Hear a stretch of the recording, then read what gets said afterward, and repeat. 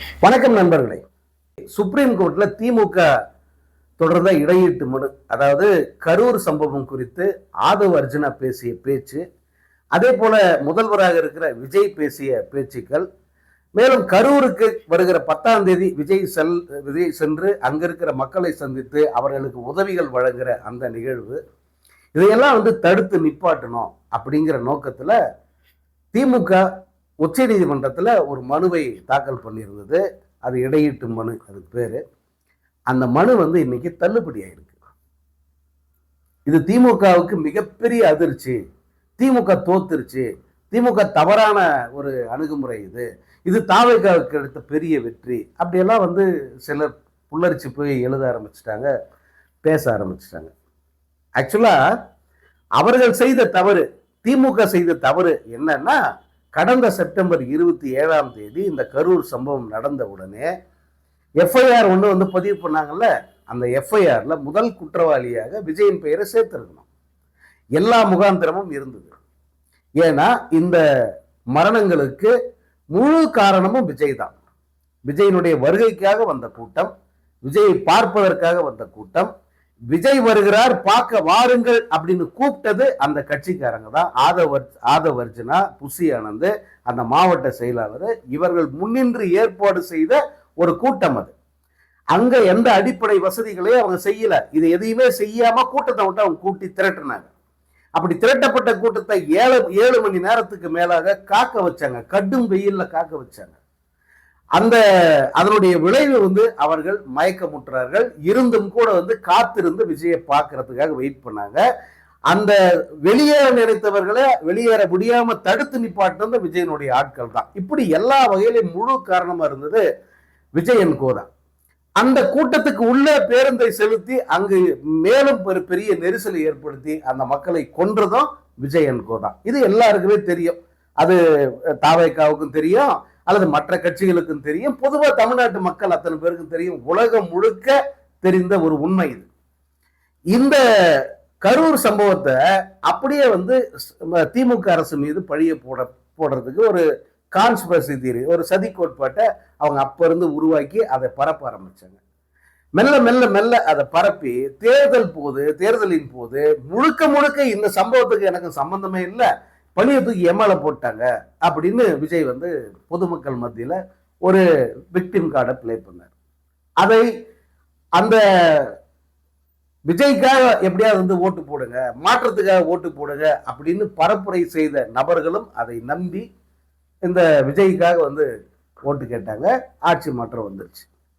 இப்போ இந்த 27ஆம் தேதி நடந்த சம்பவத்தை மட்டும் திரும்ப ஃபுல்லா ஒரு முறை நீங்க அனலைஸ் பண்ணி பார்த்தீங்கன்னா, பலரும் திமுகவை கேள்வி கேட்டது எங்கன்னா, இந்த சம்பவத்துக்கு முழு காரணம் விஜய் தான் எல்லாருக்கும் தெரியும். அப்படியே பாத்தீங்கன்னா முதல் குற்றவாளி விஜய், இரண்டாவது குற்றவாளி அந்த மாவட்ட செயலாளர், அடுத்த குற்றவாளி ஆதவ் அர்ஜுனா, அடுத்த குற்றவாளி புசி ஆனந்த், அடுத்த குற்றவாளி சிடிஆர் நிர்மல்குமார். 5 பேர் வராங்க அவங்க லிஸ்ட்ல. இவர்களை முதல்ல கைது பண்ணிருக்கணும். சரி, எஃப்ஐஆராவது போட்டிருக்கணும் இவங்க பேர்ல. இதுல 3 பேர் மட்டும்தான் எஃப்ஐஆர் இருக்கு. விஜய் பேர்ல எஃப்ஐஆரே கிடையாது. விஜய் பேரை எஃப்ஐஆர் கூட சேர்க்கல அவங்க.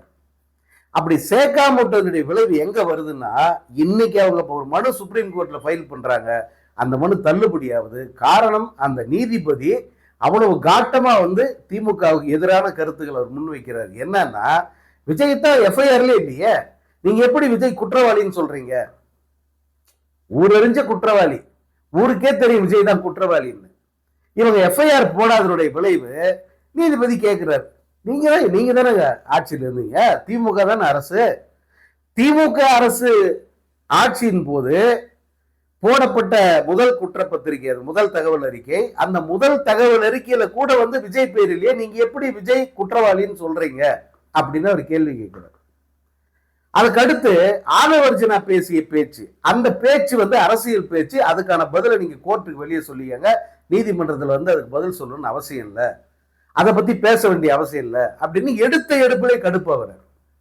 இது திமுகவுக்கு குறிப்பா வழக்கறிஞர் வில்சனுக்கு அது மிகப்பெரிய அதிர்ச்சி. உடனடியாக மனுவை அவர் திரும்ப பெற்றுக் கொள்கிறேன், இந்த மனுவை நான் சரி பண்ணி திரும்ப ஃபைல் பண்றேன் அப்படின்னு சொல்லிட்டு மனுவை அவர் திரும்ப பெற்றுக்கொள்றாரு. அதனால நீதிமன்றம் அதை தள்ளுபடி பண்ணிடுச்சு. இப்போ நீதிமன்றத்தில் வேற ஒரு வகையில் வந்து அனுமதி வாங்கியிருக்காங்க. ஆதவ் அர்ஜுனா மீது நீதிமன்ற அவமதிப்பு வழக்கு தொடுக்கிறோம். ஏன்னா இந்த கேஸ் நீதிமன்றத்தில் இருக்கு, சிபிஐ விசாரணை இருக்கு. ஸோ சிபிஐ விசாரணையில் இருக்கிறதுனால அது 3 பேர் கொண்ட குழு வந்து விசாரிக்குது. நீங்க என்ன பண்ணணும்னா இந்த குற்றச்சாட்டுகளை, அதாவது இந்த வழக்கை முதல்ல நீங்க அந்த 3 பேர் இருக்கிற அந்த கமிட்டி இருக்க அவங்க கிட்ட கொண்டு போய் முதல்ல சொல்லுங்க. அந்த கமிஷன் கிட்ட முதல்ல, விசாரணை குழு கிட்ட முதல்ல போய் உங்களுடைய முறையிட்ட சொல்லுங்க. எதுனா இந்த தாவேக அரசு, முதல்வர் விஜய் கரூருக்கு போய் உதவிகள் தருவதன் மூலமாக இந்த சாட்சிகளை கலைக்க முற்படுகிறார் அப்படிங்கிறத குற்றச்சாட்டா போய் அங்க சொல்லுங்க. ஆதவர்ஜன பேசுறது நீதிமன்ற அவதூறு அப்படின்னா, நீதிமன்ற அவமதிப்புன்னா அதுக்கு தனியா வந்து கேஸ் ஃபைல் பண்ணுங்க அப்படின்னு இவர்களுக்கு என்ன பண்ணணுங்கிற ஒரு வழிமுறையை சொல்லி வந்து இந்த மனுவை வந்து அவர் தள்ளுபடி பண்ணிடுறது. இன்னைக்கு நடந்து வந்து அதுதான். இதுல நம்ம பார்க்க வேண்டிய முக்கியமான விஷயம் என்னன்னா, திமுக செய்த தவறு என்னங்கிறத திரும்ப அவங்களுக்கு மண்டையில் அடிச்சு சொல்லி இருக்கு நீதிமன்றம். நீங்க அன்னைக்கே எஃப்ஐஆர்ல விஜய் பேரை சேர்த்துருந்தீங்கன்னா இன்னைக்கு இந்த மனுவை அவங்க எடுத்திருப்பாங்க. நீங்க சேர்க்காம விட்டீங்களே, பெரிய ஜெனராசிட்டி இல்ல. அது ஒரு பக்கம். இந்த கேஸு திரும்ப அவங்க வந்து எப்படி இதை ஃபைல் பண்ண போறாங்க, ஆதவ் அர்ஜுனா மேல என்ன கேஸ் போட போறாங்க, அதே போல சிபிஐ குழுக்கிட்ட வந்து என்ன இவங்க அப்பீல் பண்ண போறாங்க அப்படிங்கிறதெல்லாம் ஓரிரு நாட்கள்ல தெரிஞ்சிடும். இப்போ விஜய் வந்து 10ஆம் தேதி கரூர் செல்வதில் எந்த பிரச்சனையும் இல்லை. எல்லாரும் கரூருக்கு அவர் போக மாட்டாரு, தடை போட்டு நீதிமன்றம்லாம் சொல்லிட்டு இருந்தாங்க. அப்படிலாம் இல்லை. கரூர் செல்வதற்கு அவருக்கு எந்த தடையும் இல்லை. ஏன்னா அவங்களுக்கு தான் எல்லா வகையிலையும் சப்போர்ட் இருக்கு, மேல இருந்து மேலெடுத்த ஆசீர்வாதம் பரிபூர்ணமா இருக்கு. அதனால வந்து கரூர் செல்வதை திமுக தடுக்க முயற்சிக்குது, ஆனா அந்த முயற்சி பலிக்காது, நாங்க கரூர் போயே தீர்வோம், போயிடுவோம் அப்படின்னு இந்த நிர்மல்குமார் சொன்னாரு.